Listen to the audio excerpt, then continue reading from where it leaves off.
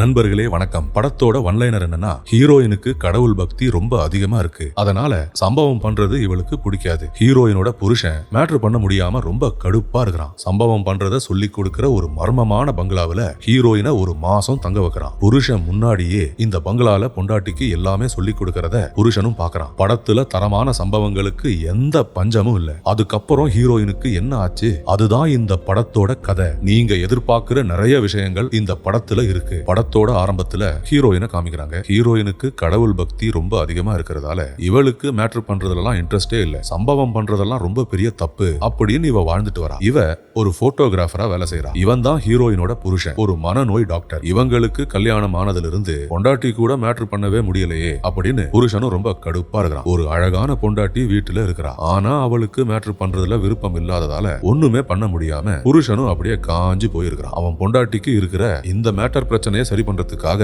ஒரு மர்மமான பங்களாவுக்கு வரான். இந்த மாதிரி பிரச்சனை உள்ளவங்களுக்கு எப்படி எல்லாம் சம்பவம் பண்றது அப்படின்னு சொல்லி கொடுக்கறதுக்காகவே இந்த பங்களாவை கட்டி வச்சிருக்காங்க. இவன் தான் இந்த பங்களாவோட ஓனர். இவன் பேரு இமானுவல். ஹீரோயினோட புருஷன் இங்க வந்து அவனோட கல்யாண வாழ்க்கையில இருக்கிற மேட்ரு பிரச்சனை எல்லாத்தையும் இந்த இமானுவல் கிட்ட சொல்றான். அதுக்கு இந்த இமானுவல் என்ன சொல்றான்னா, இந்த பங்களாவுக்கு உன்னோட பொண்டாட்டிய ஒரு மாசத்துக்கு நீ அனுப்பி வை. சம்பவம் பண்றது தப்பு இல்ல, அதை எப்படி எல்லாம் பண்றது அப்படின்னு அவளுக்கு எல்லாமே நாங்க சொல்லி கொடுத்து நல்லா ட்ரைனிங் கொடுப்போம். ஒரே மாசத்துல உன்னோட எல்லா பிரச்சனையும் நான் தீர்த்து வைக்கிறேன் அப்படின்னு இந்த இமானுவல் சொல்றான். அதுக்கு ஹீரோயினோட புருஷன் என்ன சொல்றான்னா, நான் தான் இதெல்லாம் அரேஞ்ச் பண்ணேன் அப்படின்னு அவளுக்கு எதுவுமே தெரியக்கூடாது. நீங்களே எங்க வீட்டுக்கு வந்து அவளை உங்க பங்களாவுக்கு கொண்டு போற மாதிரி, அவளுக்கு எந்த சந்தேகமும் வராத மாதிரி நீங்களே ஒரு அரேஞ்ச்மெண்ட் பண்ணுங்க அப்படின்னு புருஷன் சொல்றான். அதெல்லாம் நீ கவலைப்படாத, எல்லாத்தையும் நான் பாத்துக்கிறேன் அப்படின்னு இமானுவலும் சொல்றான். மறுநாள் இந்த இமானுவல் ஹீரோயினை பாக்குறதுக்காக அவளோட ஸ்டுடியோவுக்கே வரான். என்னோட பங்களாவுல நான் ஒரு பெரிய பார்ட்டி ஒன்னு அரேஞ்ச் பண்ணிருக்கிறேன், அதுல நீங்க தான் வந்து போட்டோ எடுக்கணும் அப்படின்னு இவன் ஹீரோயின் கிட்ட சொல்றான். ஹீரோயினும் சரின்னு ஒத்துக்கிறா. மறுநாளே அந்த ரகசியமான பங்களாவுக்கு போறாங்க. போற வழியை கண்டுபிடிக்காம இருக்கிறதுக்காக ஒரு துணியை வச்சு கண்ணை கட்டி அங்க கொண்டு போறாங்க. ஹீரோயின் கூட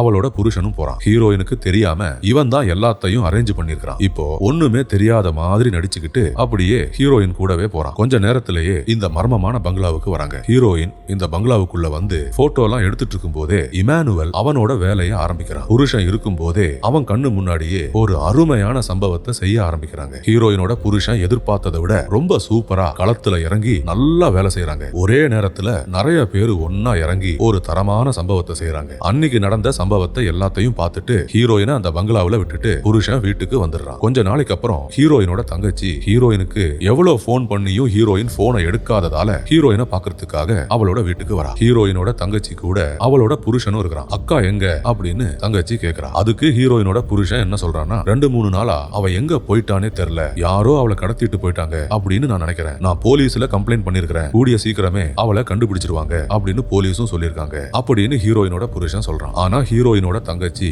இவன் சொல்றத நம்புற மாதிரியே இல்ல. ஆனா அதெல்லாம் முகத்துல காமிச்சுக்காம அப்படியே சைலண்டா இருக்கிறான். இவன் நம்ம கிட்ட எதையோ மறைக்கிறான் அப்படின்னு மட்டும் நல்லா யோசிக்கிறான். அதை அப்படியே கட் பண்ணிட்டு படத்தோட செகண்ட் ஹீரோயினை காமிக்கிறாங்க. இவங்க ஒரு சர்ச்சில் கன்னியாஸ்திரியா இருக்காங்க. இவங்களுக்கு சின்னதா ஒரு மனநோய் இருக்கு. ஹீரோயினோட புருஷன் தான் இவங்களுக்கு ட்ரீட்மெண்ட் பாக்குறான். இவங்களை எப்படியாவது கரெக்ட் பண்ணி நிறைய தரமான சம்பவங்களை செய்யணும் அப்படின்னு ஹீரோயினோட புருஷனும் பயங்கரமா பிளான் பண்றான். பொண்டாட்டி வீட்டுல இல்லாத இந்த நேரத்தை நல்லா யூஸ் பண்ணிக்கணும் அப்படின்னு யோசிக்கிறான். அன்னைக்கு நைட்டு திரும்பவும் இந்த பங்களாவுக்கு வரான். பொண்டாட்டி எப்படி எல்லாம் வாங்குறா அதை பாக்குறதுக்காக இங்க வந்திருக்கான். உள்ள வந்து பார்த்தா ஒரு அனல் பறக்கும் சம்பவத்தை செய்யறாங்க. இவனோட பொண்டாட்டி ஒரு ரூமுக்குள்ள இருக்கிறா. அந்த ரூம்ல நடக்கிற சம்பவங்களை ஒரு பெரிய கண்ணாடி வழியா இவன் வெளியே உட்காந்துக்கிட்டு பாக்குறான். இந்த கண்ணாடி எப்படின்னா, இவனால மட்டும்தான் அவன் பொண்டாட்டிய பார்க்க முடியும். ஆனா பொண்டாட்டியால இவன் வெளியே உட்காந்துக்கிட்டு பாக்குறத அவளால பார்க்க முடியாது. அது மாதிரி ஒரு கண்ணாடி. உள்ள நடக்கிற தரமான சம்பவத்தை இவன் ஒண்ணு விடாம பாக்குறான். அதை பார்த்துக்கிட்டு கைய வச்சுக்கிட்டு சும்மா இல்லாம தன் கையே தனக்கு உதவி அப்படின்னு அடிச்சு சந்தோஷமா இருக்கிறான். அதுக்கப்புறம் என்ன பண்றான்னா, இந்த பங்களாவுல வேலை செய்யற வேற ஒரு பொண்ணை உள்ள கூப்பிடுறான். பொண்டாட்டி செய்யற சம்பவத்தை பார்த்துக்கிட்டு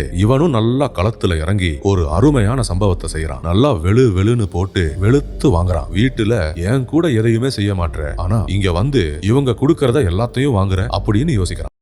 அதுக்கப்புறம் இந்த கன்னியாஸ்திரிய பாக்குறதுக்காக சர்ச்சுக்கு வரான். நான் ரொம்ப பெரிய பாவத்தை பண்ணிட்டேன், எனக்கு மன்னிப்பு வேணும் அப்படின்னு சொல்றான். என் பொண்டாட்டிய நான் ஏமாத்திட்டேன், செய்யக்கூடாத ஒரு பெரிய தப்ப நான் செஞ்சுட்டேன் அப்படின்னு இங்க வந்து சொல்றான். ஆக்சுவலா இந்த கன்னியாஸ்திரிய கரெக்ட் பண்றதுக்காக புத்திசாலித்தனமா ட்ரை பண்ணி பாக்குறாரு தலைவர். உடனே இந்த கன்னியாஸ்திரி இவங்க கிட்ட வந்து பேசுறாங்க. நீங்க பிரார்த்தனை பண்றதுக்கு சர்ச்சு பக்கம் வரவே மாட்டீங்க, இப்ப என்ன ஆச்சு? உங்களை இதுக்கு முன்னாடி இந்த சர்ச்சில் நான் பார்த்ததே இல்லையே அப்படின்னு சொல்றாங்க. அதுக்கு ஹீரோ சொல்றான், நான் செஞ்ச பாவத்துக்கு மன்னிப்பு கேட்கறதுக்கு தான் இங்க வந்திருக்கிறேன் அப்படின்னு சொல்றான். அதுக்கு கன்னியாஸ்திரி சொல்றாங்க, பாவம் பண்ணா மட்டும் கிடையாது, சும்மாவே சர்ச்சுக்கு வந்து எப்ப பார்த்தாலும் பிரார்த்தனை பண்ணணும் அப்படின்னு இவங்க சொல்றாங்க. இவனோட கையில இருக்கிற ஒரு நெக்லேஸ பாக்குறாங்க. இது ரொம்ப அழகா இருக்கு, இது யாருது அப்படின்னு கேக்குறாங்க. இந்த மாலை என்னோட பொண்டாட்டியோடது அப்படின்னு இவன் சொல்றான். உங்க பொண்டாட்டிய நான் இது வரைக்கும் இந்த சர்ச்சில் பார்த்ததே இல்லை, அவங்க எங்க இருந்தாலும் ரொம்ப ஹாப்பியா இருக்கட்டும் அப்படின்னு கன்னியாஸ்திரி சொல்றாங்க. அதை கேட்டதும் இவன் அப்படியே மனசுக்குள்ளேயே சிரிக்கிறான். ஆமா ஆமா, அவ அந்த பங்களாவுல ரொம்ப சந்தோஷமா தான் இருக்கிறா அப்படின்னு மனசுக்குள்ள யோசிச்சு பாக்குறான். இவங்களை எப்படியாவது கரெக்ட் பண்ணி நிறைய தரமான சம்பவங்களை செய்யணும் அப்படின்னு பிளான் பண்றான். பொண்டாட்டி வீட்டுல இல்லாத இந்த டைமை நல்லா யூஸ் பண்ணிக்கணும் அப்படின்னு யோசிக்கிறான். அதுக்கப்புறம் ஒரு கடையில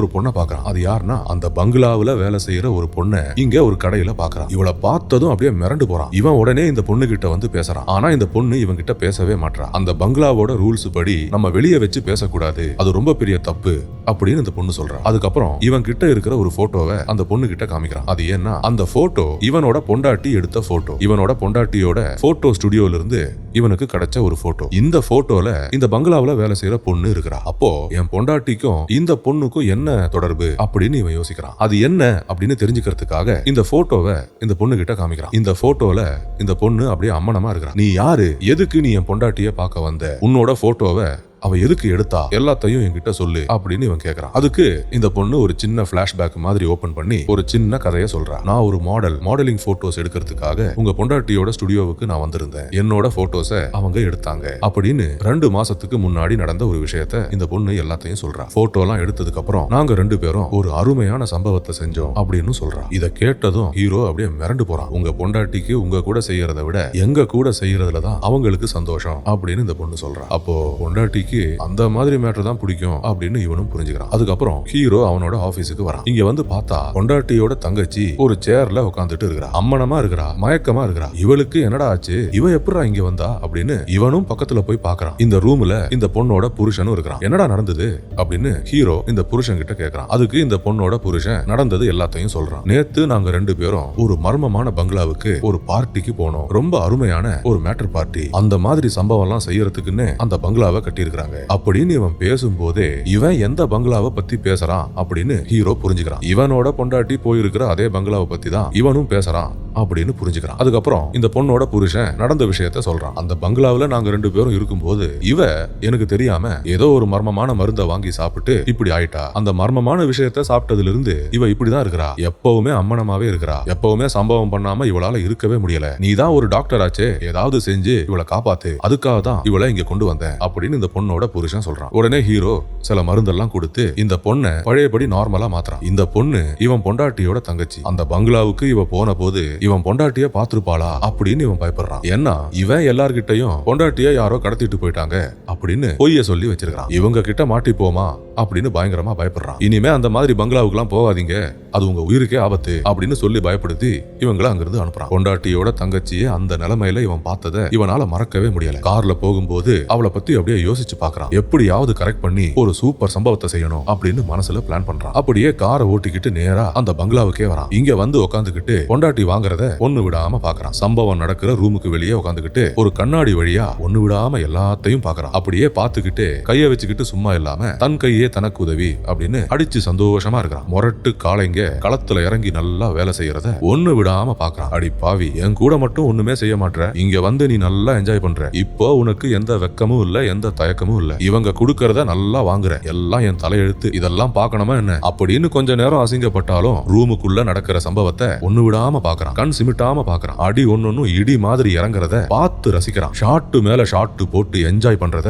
ஒண்ணு விடாம பாக்குறான். அப்படி எல்லாம் முடிஞ்சதுக்கு அப்புறம் இந்த பங்களாவோட ஓனர் கிட்ட வந்து உட்காந்து பேசுறான். பொண்டாட்டியோட ட்ரைனிங் எல்லாம் முடிஞ்சிடுச்சு அப்படின்னு நான் நினைக்கிறேன், அவளை வீட்டுக்கு கொண்டு போலாமா அப்படின்னு இவன் கேக்குறான். அதுக்கு இந்த பங்களாவோட ஓனர் சொல்றான், உன்னோட பொண்டாட்டிக்கு ட்ரைனிங் எல்லாம் இன்னும் சரியா முடியவே இல்ல, இன்னும் நிறைய சம்பவங்களை அவளுக்கு நாங்க சொல்லி கொடுக்க போறோம். நீ இப்பவே அவசரப்பட்டு வீட்டுக்கு கொண்டு போயிட்டா அப்புறம் நீ இங்க கொண்டு வந்து விட்டதுக்கு எந்த யூஸுமே இல்ல. இந்த ட்ரைனிங் முழுமையா முடியட்டும், அதுக்கப்புறம் நீ கொண்டு போ அப்படின்னு இவன் சொல்றான். அட பாவிங்களா, மாச கணக்கா வச்சு பொழக்க வாசிக்கிறதுக்கா இங்க கொண்டு வந்து விட்டுட்டு போனேன் அப்படின்னு புருஷனும் யோசிக்கிறான். சரி என்னவோ நல்லா என்ஜாய் பண்றீங்க நீங்க எல்லாரும், ட்ரைனிங் எல்லாம் நல்லபடியா முடிஞ்சாலே போதும், இன்னும் நிறைய சம்பவங்களை அவளுக்கு சொல்லி கொடுங்க அப்படின்னு புருஷனும் சொல்றான். அப்படி பேசினாலும் புருஷன் வருத்தப்படுறத இந்த பங்களாவோட ஓனர் பாக்குறான். புருஷனை கூல் டவுன் பண்றதுக்காக இந்த பங்களாவுக்குள்ளேயே ஒரு அருமையான சம்பவத்தை இவனுக்கு அரேஞ்ச் பண்ணி கொடுக்குறாங்க. நம்ம பங்களாவுல வந்து சேர்ந்திருக்கிற ஒரு புது மெம்பரு அப்படின்னு சொல்றான். அப்புறம் என்ன, ஒரு செகண்ட கூட வேஸ்ட் பண்ணாம ஹீரோவும் பங்களாவுக்குள்ள வந்து ஒரு சூப்பர் சம்பவத்தை செய்யறான். ஷாட்டு மேல ஷாட்டு போட்டு ரொம்ப சந்தோஷமா இருக்கிறான். அப்படி எல்லாம் முடிஞ்சு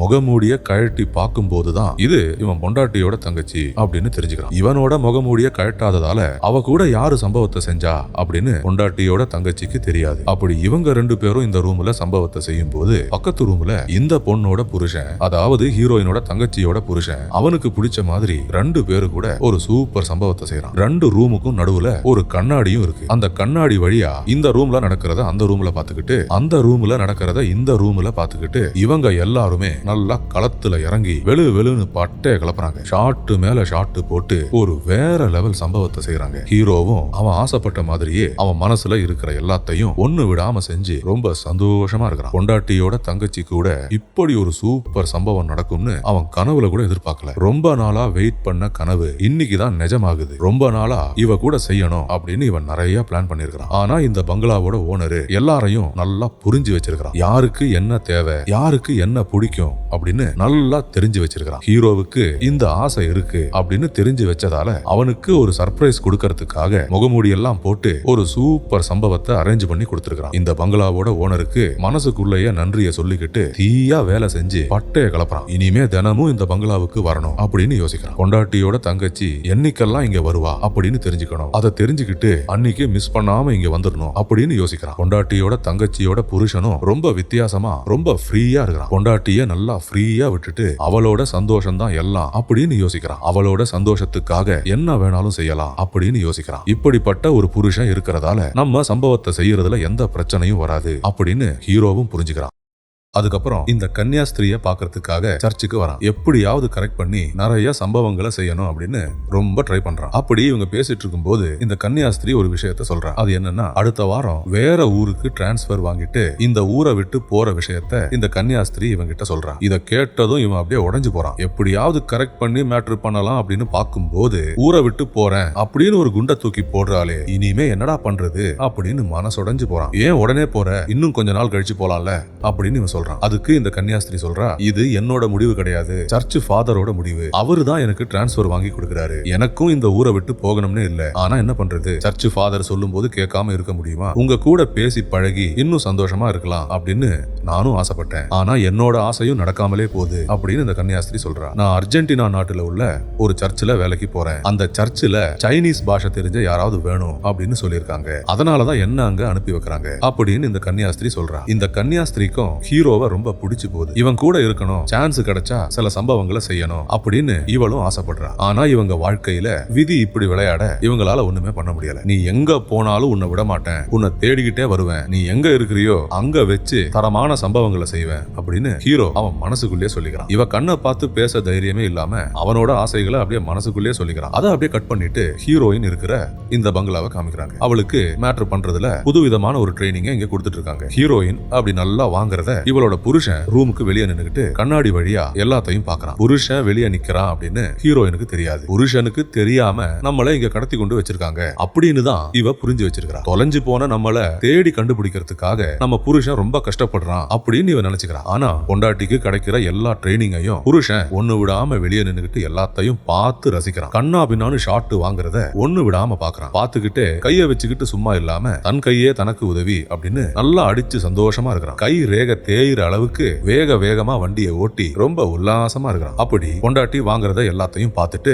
அப்படியே வீட்டுக்கு வந்துடுறான். வீட்டுக்கு வந்ததுக்கு அப்புறமும் அந்த பங்களாவுல அவன் பார்த்த விஷயங்களை அவனால மறக்கவே முடியல. கண்ணா பின்னான்னு ஷாட் வாங்கினத அப்படியே கற்பனை பண்ணி பாக்குறான். அங்க வச்சு அடிச்சது பத்தலன்னு வீட்டுக்கு வந்ததுக்கு அப்புறமும் ஒரு அருமையான பிட்டு படத்தை பிளே பண்ணிக்கிட்டு அதை பார்த்து அடிச்சுக்கிட்டு சந்தோஷமா இருக்கிறான். பொண்டாட்டி எப்படியெல்லாம் வாங்கினாலோ அதே மாதிரி ஒரு படத்தை தேடி கண்டுபிடிச்சு அந்த படத்தை போட்டு பார்த்துக்கிட்டே சந்தோஷமா இருக்கிறான். யாராவது கிடைக்க மாட்டாங்களா அப்படின்னு ரொம்ப ஏங்குறான். அப்படி இருக்கும்போது அந்த பங்களாவுல வேலை செய்யற ஒரு பொண்ணு இவனை பாக்குறதுக்காக இவனோட வீட்டுக்கே வரா. கதவை திறந்து ஒண்ணுமே சொல்லாம அப்படியே சில மாதிரி நிக்கிறா. இவ இங்க எதுக்கு வந்திருக்கா அப்படின்னு இவனும் புரிஞ்சுக்கிறான். அப்புறம் என்ன, ஒரு செகண்ட கூட வேஸ்ட் பண்ணாம கரும்பு காட்டுல யானை நுழைஞ்ச மாதிரி அப்படியே பாயிறான். இவ்வளவு நேரமா தேக்கி வச்சிருந்த எல்லாத்தையும் ஒண்ணு விடாம செய்யறான். நல்லா களத்துல இறங்கி வெளு வெளுன்னு வெளுத்து வாங்குறான். ஒரு தரமான சம்பவத்தை செய்யறாங்க. அடி ஒன்னொன்னும் இடி மாதிரி கொடுக்கறான். அவன் என்னென்ன செய்யணும் அப்படின்னு ஆசைப்பட்டானோ லிஸ்ட் போட்டு ஒன்னொன்னா செய்யறான். அப்படி எல்லாம் முடிஞ்சதுக்கு அப்புறம் திரும்பவும் இந்த சர்ச்சுக்கு வரான். இங்க வந்து இந்த கன்னியாஸ்திரியை பாக்குறான். என் பொண்டாட்டிய நான் ஏமாத்திட்டேன் அப்படின்னு சொல்லி இந்த கன்னியாஸ்திரி கிட்ட பாவ மன்னிப்பு கேக்குறான். நீ என்ன தப்பு பண்ண அப்படின்னு அவங்களும் கேக்குறாங்க. கொஞ்ச நேரத்துக்கு முன்னாடி பண்ண மேட்டரை ஒண்ணு விடாம எல்லாத்தையும் சொல்றான். இதுதான் நான் பண்ண தப்பு அப்படின்னு எல்லாத்தையும் விளக்குறான். இவன் சொல்லுற அனல் பறக்கும் கதையை கேட்டு இவங்களும் அப்படியே மிரண்டு போறாங்க. ஒரு மனுஷன் இப்படி எல்லாம் கூட சம்பவம் பண்ணுவானா அப்படின்னு வியந்து போறாங்க. இவன் செஞ்சதெல்லாம் கேட்கும் போது இவன் கூட சில விஷயங்களை செய்யணும் அப்படின்னு இவங்களும் யோசிக்கிறாங்க. அதை அப்படியே கட் பண்ணிட்டு மறுநாள் ஹீரோவோட ஆபீஸ காமிக்கிறாங்க. ஹீரோ ஒரு சைக்கியாட்ரிஸ்ட் டாக்டர். இவனை பாக்குறதுக்காக சர்ச்சில் இருந்து ஒரு ஃபாதர் வந்திருக்காரு. இந்த ஃபாதர் யாருன்னா அந்த கன்னியாஸ்திரி வேலை செய்யற சர்ச்சில் இவரு தான் ஃபாதர். அந்த கன்னியாஸ்திரி நம்ம ஹீரோவோட ஒரு பேஷண்ட். அவங்களுக்கு மனநோய் இருக்கு அப்படின்னு அதை குணப்படுத்துறதுக்காக ஹீரோவை தான் அவங்க பார்த்துட்டு வந்தாங்க. அந்த கன்னியாஸ்திரியோட மனநோயை பத்தி பேசுறதுக்காகத்தான் இந்த ஃபாதர் இங்க வந்திருக்காரு. இந்த ஃபாதர் என்ன சொல்றாருன்னா, நீ கொடுத்த மருந்தெல்லாம் அவங்க சாப்பிட்டு பார்த்தாங்க, நீ சொன்ன எல்லா ட்ரீட்மெண்ட்டையும் அவங்க அட்டென்ட் பண்ணியும் பார்த்தாங்க. அப்படி எல்லாமே செஞ்சும் கூட அவங்க நோய் கொஞ்சம் கூட குணமாகவே இல்லை. அவங்களோட மனநோயை கண்டிப்பா குணப்படுத்தவே முடியாது அப்படின்னு நான் நினைக்கிறேன் அப்படின்னு இந்த ஃபாதர் சொல்றாரு. அதுக்கு ஹீரோ சொல்றான், அது எப்படி உங்களால சொல்ல முடியும்? நான் தான் டாக்டர், அந்த முடிவை நான் தான் எடுப்பேன், எனக்கு இன்னும் கொஞ்சம் டைம் கொடுங்க, அவங்களோட நோயை நான் குணப்படுத்துறேன் அப்படின்னு ஹீரோ சொல்றான். ஆனா இந்த ஃபாதருக்கு அதுல எல்லாம் கொஞ்சம் கூட நம்பிக்கையும் இல்ல, பொறுமையும் இல்ல. அதெல்லாம் முடியாது, நான் ஆல்ரெடி உனக்கு நிறைய டைம் கொடுத்துட்டேன், இதுக்கு மேல எங்களால டைம் கொடுக்க முடியாது. அவங்கள பெர்மனண்டா வந்து ஒரு மென்டல் ஹாஸ்பிட்டல்ல நாங்க அட்மிட் பண்ண போறோம், அதுல இருந்து அவளால வெளியே வர முடியாது. அதுக்கு நீ வந்து இந்த பேப்பர்ல சைன் பண்ணணும். ஒரு டாக்டர் ஒரு சர்டிபிகேட்டை கொடுத்தா மட்டும்தான் எங்களால அந்த கன்னியாஸ்திரியை ஒரு மென்டல் ஹாஸ்பிட்டல்ல அட்மிட் பண்ண முடியும் அப்படின்னு இந்த ஃபாதர் சொல்லி ஒரு பேப்பரை எடுத்து ஹீரோ கிட்ட கொடுக்குறாரு. ஆனா ஹீரோ அந்த பேப்பர்ல சைன் பண்ணவே மாட்டான். நான் வந்து இந்த பேப்பர்ல சைன் பண்ணவே மாட்டேன், அந்த கன்னியாஸ்திரியை கண்டிப்பா என்னால குணப்படுத்த முடியும், எனக்கு கொஞ்சம் டைம் வேணும், அவ்வளவுதான் அப்படின்னு அவன் சொன்னதையே திரும்பி திரும்பி சொல்லிட்டே இருக்கிறான். இந்த பேப்பர்ல நான் சைன் பண்ணவே மாட்டேன், நீங்க என்ன சொன்னாலும் சரி என்ன செஞ்சாலும் சரி இந்த பேப்பர்ல நான் சைன் பண்ண மாட்டேன் அப்படின்னு ஃபைனலா முடிவா சொல்றான். அதுக்கு இந்த ஃபாதர் என்ன பண்றாருன்னா, அவரோட பேக்கை திறந்து ஒரு முகமூடியை வெளியே எடுக்கிறாரு. இந்த முகமூடியை பார்த்த உடனே ஹீரோ அப்படியே மிரண்டு போறான். உடனே இந்த ஃபாதர் பேச ஆரம்பிக்கிறாரு. உன்னோட பொண்டாட்டியோட தங்கச்சி கூட நீ சம்பவம் செஞ்சது எனக்கு தெரியும். இன்னைக்கு காலையில உன்னோட பொண்டாட்டியோட தங்கச்சி என்கிட்ட வந்து பாவ மன்னிப்பு கேட்டா. அப்படி என்கிட்ட பேசும்போது